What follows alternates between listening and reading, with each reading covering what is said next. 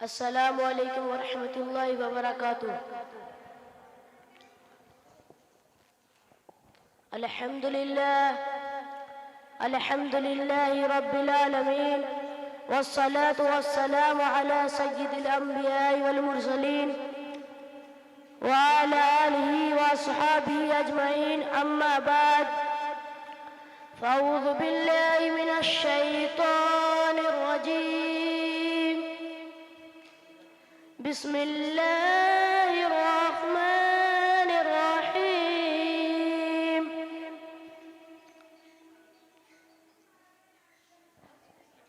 وَأَنْتُمُ الْأَعْلَوْنَ إِن كُنتُم مُؤْمِنِينَ۔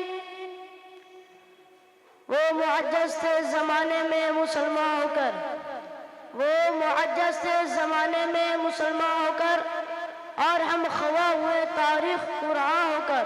محترم بزرگوں اور دوستو، آج میری گفتگو کا موضوع اور مسلمانوں کی تباہی اور اس کا علاج ہے۔ آئیے اس موضوع کے تحت ہم اپنے شاندار ماضی پر ایک نظر ڈال کر مستقبل کی تعمیر و ترقی کے سامان تلاش کریں۔ قرآن کریم میں رب ذوالجلال کا ارشاد ہے، وَأَنْتُمُ الْأَعْلَوْنَ إِن كُنتُم مُؤْمِنِينَ۔ تم ہی سر بلند ہوگے اگر مومن ہو تو۔ یہ ارشاد باری ہمارے پورے تاریخ کی اختصار ہے اور اسی میں ہمارے ترقی کا راز مضمون ہے۔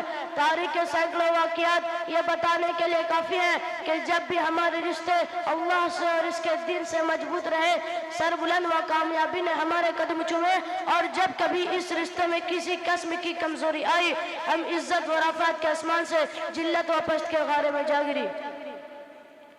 تاریخ ہمارے سامنے جنگ بدر کی مثال پیش کرتا ہے۔ جنگ بدر میں جو کامیابی ہوئی وہ اسی رشتے کی مضبوطی کی بنیاد پر ہوئی، ورنہ اگر کامیابی ہوتی تو کفار مکہ کی ہوتی، کیونکہ کفار مکہ 1000 تھے، بڑے جوش اور خروش کے ساتھ تھے۔ ان کے پاس 100 اونٹ اور 200 گھوڑے تھے، نجات سب کے پاس تلوار اور دیگر جنگی ہتھیار موجود تھے۔ ادھر ابو جہل، عتبہ، شیبہ، ولید، انزلہ، عبید، عاص، عصر، امیہ ابن خلف، نضر ابن حارث، عبد المطلب جیسے سجاد کا پیکرو اور اجملہ کار تھے۔ ادھر بیچارے مسلمان بسر و سامان، کل تعداد 313 سواری کے لیے کل 2 گھوڑے اور 70 اونٹ ہے، اور باز پیدل ہی سفر کر رہے ہیں، اور کسی کے پاس نیزہ اور کمان ہے تو تلوار نہیں، اور کسی کے پاس تلوار ہے تو نیزہ اور کمان نہیں۔ محترم بزرگوں اور دوستو، جب مقام بدر پر پہنچتا ہے تو دیکھتے ہیں کہ کفار مکہ بلند مقام پر خیمہ جن ہو چکا ہے، جہاں پانی کی فراوانی ہے۔ بیچارے مسلمان کو پست اور ریتیلی زمین پر خیمہ جن ہونا پڑا۔ ایسی جگہ پر اگر کسی کو پیاس لگے تو ایک گھونٹ پانی پینے کو نہ ملے۔ مسلمانوں، وہ کون سی چیز تھی جس نے غلام غالب اور آقا کو مغلوب کر دیا؟ بے شک اللہ تعالیٰ نے خوب فرمایا ہے، وَأَنْتُمُ الْأَعْلَوْنَ إِن كُنتُم مُؤْمِنِينَ۔ تم ہی سر بلند ہوگے بشرطِ سچے پکے مسلمان رہو۔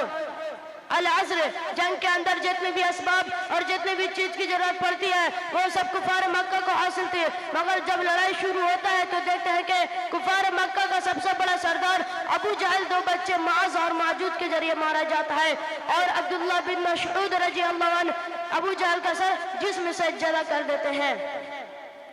مسلمانوں، جانتے ہیں عبداللہ بن مسعود رضی اللہ عنہ کون ہے؟ یہ وہی ہے جن کو مکے کے صحن میں اسی ابو جہل نے مارتے مارتے بے ہوش کر دیا تھا۔ آج میدان جنگ کے اندر وہی عبداللہ بن مسعود رضی اللہ عنہ اس کا سر جسم سے جدا کر دیتے ہیں۔ امیہ ابن خلف ابو جہل کے بعد سب سے بڑا سردار سمجھا جاتا تھا، لیکن اپنے ساتھیوں کو تہ ہوتا دیکھ گھبرایا اور میدان جنگ چھوڑ کر مکے کی طرف بھاگ پڑا، اور حضرت بلال حبشی رضی اللہ عنہ اس کے پیچھے بھاگے اور قریب پہنچ جاتے ہیں، پیٹ کے بل لیٹ جاتے ہیں اور شور بچاتے ہیں، معافی مانگتا ہوں ابن چاہتا ہے، لیکن بلال حبشی رضی اللہ عنہ اس کے پیٹ کے نیچے سے تلوار چلا دیتے ہیں اور اس کو جہنم رسید کر دیتے ہیں۔ اسلام کے نوجوان جانتے ہیں حضرت بلال حبشی رضی اللہ عنہ کون ہے؟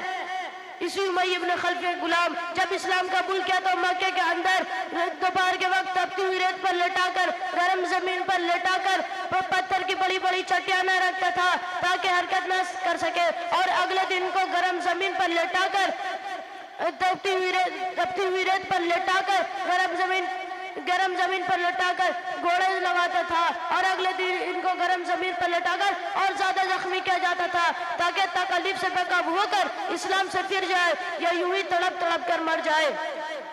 पैरों में रस्सियां बांधकर मक्की की गलियों में गिरसा जाता, तरह तरह के ऐसे और तकलीफें पहुंचाई जाती, यहाँ तक के तकलीफ देने वाला थक जाता, उगता जाता। कभी अबू जहल का नंबर आता है, कभी उमय्या इब्न खल्फ का नंबर आता है, तो कभी औरों का नंबर आता है। मुसलमानों, वो कौन सी चीज थी जिसने गुलाम गालिब और आगा को मगलूब कर दिया?